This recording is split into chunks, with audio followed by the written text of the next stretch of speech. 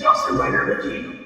Hey YouTube, Dawson Rider here with my review of the Mighty Morphin Power Rangers Comics Year 2 Deluxe Edition. This review will sort of be in two parts, not two videos, but two parts. With this part, I'm just going to go over like the book, give you a look at it and whatnot. And then the second part, I'm going to do a review on the exclusive comic in here, which is the story, or comic story rather. There's an exclusive comic story in here called Psychotic, which is the origins of the Green Psycho Ranger that debuted during the 1969 storyline in the series. So yeah, that'll be the second part of this. But if you're just interested in hearing about the book, I'll do like a verdict and everything. So yeah, it's a hardcover compendium. Like, if you follow any kind of comics or have ever been to Barnes & Noble, you know that they do like the soft covers and then the hardcovers. And this is the compendium of Year 2 and done in hardcover. It's like a little bit more of a thin one than I'm used to. Like usually, or some of them I've seen will make it a little bit bigger, but I guess maybe not. But it was just thinner than I expected. Maybe it's because I'm thinking of the visual history. But it looks pretty cool. I like the design of it. They're using Red's helmet here. Green was on the first one, which I never got my hands on because they only printed it once. And then you have this on the side here. I really like the coin here. I want to get all of them so it looks all neat like that. But yeah, it's overall pretty neat packaging. And then on the inside, you get this beautiful red page spread. No, but like you have these little kind of review quotes here, as you know, per usual with stuff like this. Credits and whatnot, with a little art in the back. And then there's a foreword by Austin St. John, which is super neat. And then, you know, you get into all the comics. Obviously, that's what's in here, is the Year 2 of comics. That's, well, obvious. I just said that like twice. And then around roughly the middle is the, see, here's the Psycho Green story from the actual comic. That's who the backstory is all about there. But somewhere roughly in the middle is the exclusive comic story Psychosis, or Psychotic. I keep wanting to say Psychosis. Actually, I think it's right after this one. But you can see it's nice glossy pages. You can see the art all purty. I'm kind of going a little fast because I was looking for the story. And it includes like the annual stories and stuff too, which is neat. This one is the Shattergrid Prelude. Here it is. Spoilers. But here it is, the story, which I'll be reviewing shortly. So that's there in the middle. And then you can see there's bits from the annual story. That's a really good one. The Goldar one, that's an excellent annual story. And then at the end, you know, you get the, which I just skipped, which I didn't mean to do, you get like the gallery of all the covers, which is really neat. So if you didn't want to collect the covers and you don't care about like displaying them or having them or anything like that, you get a nice little collection of all the covers, which is super neat. I like that a lot. It's neat to have just to look at the art, but also just the history to see which covers, and it'll tell you which issue, you know, they used for it and stuff like that. It's like a little mini art book in the back, which is super neat. But yeah, that's pretty much about it. Like, if you're familiar with comics, you know how these usually work. You know, compendium of the year of comics, you got the annuals in here, you got the art gallery, you have the exclusive comic story about Psycho Green. I think that if you haven't bought any of the physical comics, there you go, having a hard time talking today, then I think this is a good recommendation. And if you want it, right now I still see it available on Amazon and Walmart and stuff. Like, if you're thinking about getting it and you even remotely are leaning towards yes, I recommend picking it up just in case it ends up being like Year 1, which I never got my hands on yet. They need to reprint it, but I'm hoping they do.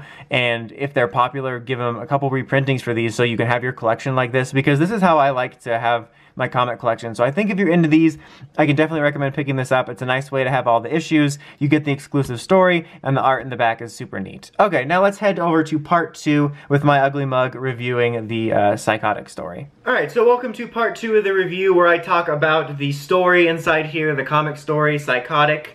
I thought it was really cool. Definitely kind of like echo some of the things I've been saying about elements of the current Beyond the Grid arc, but definitely some generic stuff going on there. Like certain stuff that's not revolutionary type of storytelling. But this was a really neat story that I felt was a surprise. We got like the origins of Psycho Green, obviously, like I said, and we used the Sonic Rangers, you know, like, you know, the drive-through, like, fast food? No, but like one of the teams from the pre-Jew Ranger Sentai team suits that showed up during Super Mega Force, you know, as the new powers. I liked that a lot because I think at one point, I know I've said this a couple times, I think at least in one video when I talked about the comics early on, I said two of the things I wanted to see out of the comics was getting to explore other teams, which we've gotten to do in Shattered Grid and Beyond the Grid, and I'd love to see them do something for new powers, because I think it would be cool to get backstory on those, and we did. We got that here. It turns out that Psycho Green was initially the Green Ranger of this team, which was not in the Sentai, I believe. I know it wasn't like in the main team, but I don't think that was one that got a 6th Ranger. I think it was Mask Man that had a green 6th. But anyway, so he was the Green Ranger in one of the New Powers teams before that, which I thought was just super cool, like a super huge surprise to see that they used that. I think that's super neat. I've always said that I know that they did it in Super Mega Force just because they didn't want to edit out the footage. But even if it was done for lazy reasons, I always thought it was kind of cool to, even in that small way, expand the universe, because especially in the Zordon era, it was always hinted at strongly in certain cases that the Power Rangers were known beyond just Earth. So it was like cool to see, oh, these are what some of the teams from throughout the universe or the galaxy looked like. And to get that was super cool. And basically the team dynamic has it so that this guy is always getting left behind on missions. Like, they're always having him stay on the ship, like, Chuck, stay in the car. It's never safe in the car. And he kind of got fed up with that. And then, so Dark Spectre's been manipulating him, on the side, which we find out at the end, because, like, basically we start off with the Rangers saving the day. They're like, okay, we're gonna go save the day again, but you stay behind, Green. And he's like, aw, dang it. And then he decides to turn evil. That was the end of the issue. No, I'm just kidding. No, but, like, they're basically, you know, this dynamic where he's really resentful of the team for seemingly leaving him behind a lot to stay in the car. There's also this little hint at, like, the fact that Pink is with Red, but Green likes her. In a way, it kind of reminded me, well, I mean, obviously, it's meant to probably echo, you know, Tommy, Kim, Jason, even though Jason's not involved with Kim, but, you know what I mean.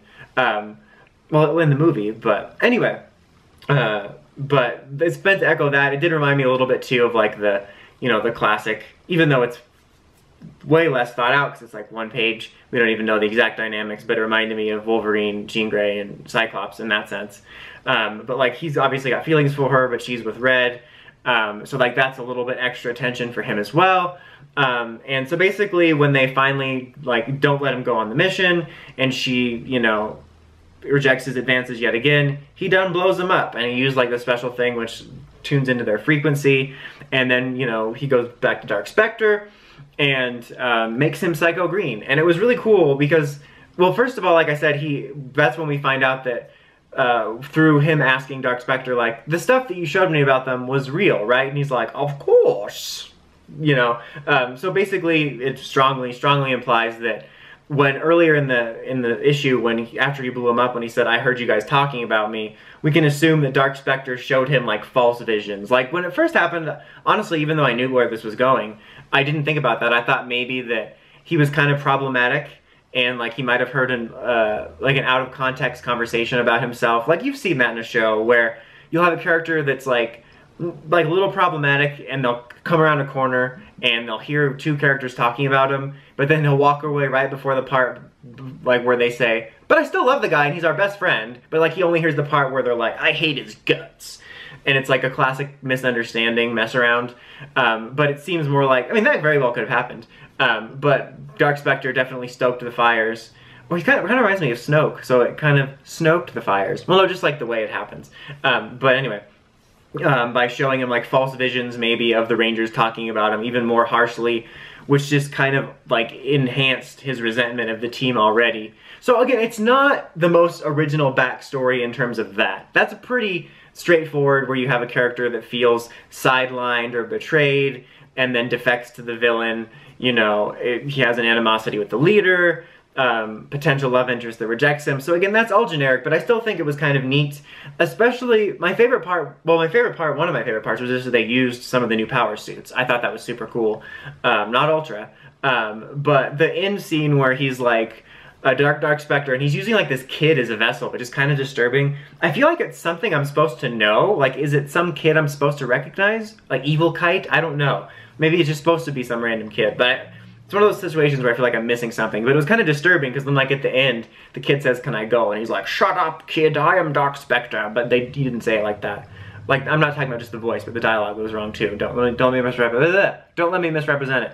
But anyway, when he was turning him, he was talking about how, you know, one advantage, like, Zordon and Eltar and, like, the side of good has always had is the power of the Power Rangers. And he's like, now with you, we finally can bring it to our side. And I thought that was kind of cool because it kind of reminded me in a way of like, you know, like Dark Jedi, not Dark Jedi, well I guess so, Dark Jedi and like Sith and stuff like that, where you have like this force that's used for good, and then all of a sudden now there's this evil version of it. And the fact that like the Power Rangers had always been kind of the warriors for good, and he's finally getting a chance to have access to the morphing grid in some form via this guy now, because this ranger who's connected to the grid now working with him gives him an opportunity to tap into that power. Sorry about the quick cut there, my little thing ran out of battery, so I had to switch the batteries out. But anyway, because it might have changed the ratio. But yeah, again, it's not the most original thing to have like an evil version of your hero element or whatever.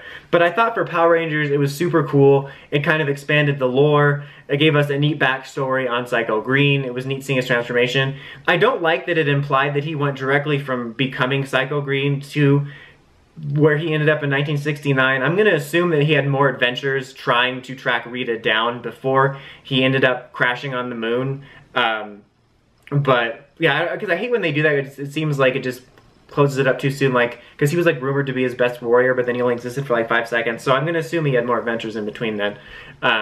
But yeah, I thought it was super cool. Again, not the most original, I'll say that for like the 15th time, but I thought it was really neat. And he talked about how like it'll take time to build up, you know, more recruits, like, you know, people that would defect. You know what it actually kind of reminds me of is the Inquisitors, that they were like Jedi that decided to join the other cause.